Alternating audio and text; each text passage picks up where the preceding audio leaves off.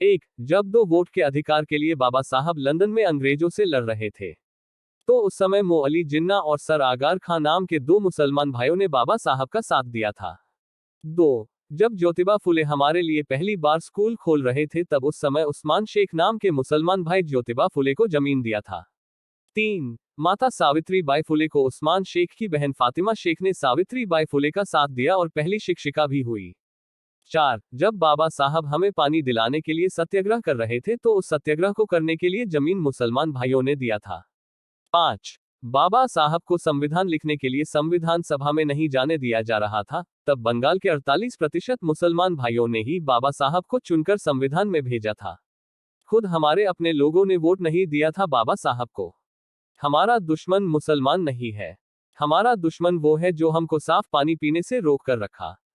हमारा दुश्मन वो है जो हमारे गले में मटका और कमर में झाड़ू बांधने के लिए मजबूर किया। हमारा दुश्मन वो है जो हमको हजारों सालों से शिक्षा से दूर रखा। हमारा दुश्मन वो है जो हम 85% भाइयों को 6743 जातियों में बांट दिया।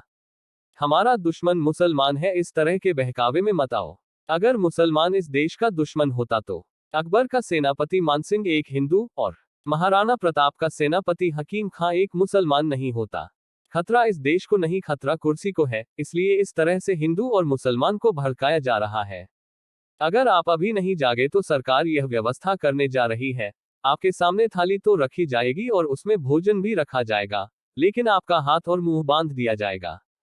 खाना आपके सामने रखा है, आप लार तो टपकाओगे, लेकिन खाना आपको मिलने वाला नहीं है।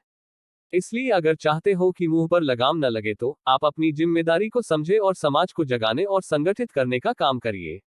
वो दिन रात काम कर रहे हैं संविधान को खत्म करने के लिए। क्या आप इतना बिजी हो गए हैं कि आपके पास समय नहीं है?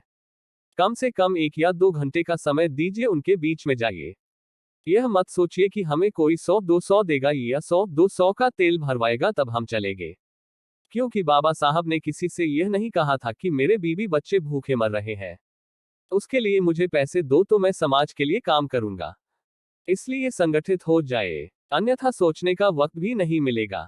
लार्ज डायमंड, आपने इसे पढ़ने के लिए समय दिया, उसका बहुत बहुत धन्यवाद। अब एक एहसान और कर दो, इस संदेश को अन्य 10-20 ग्रुप में और भेज दो। बस यही तरीका है अपने समाज को जागरूक करने का।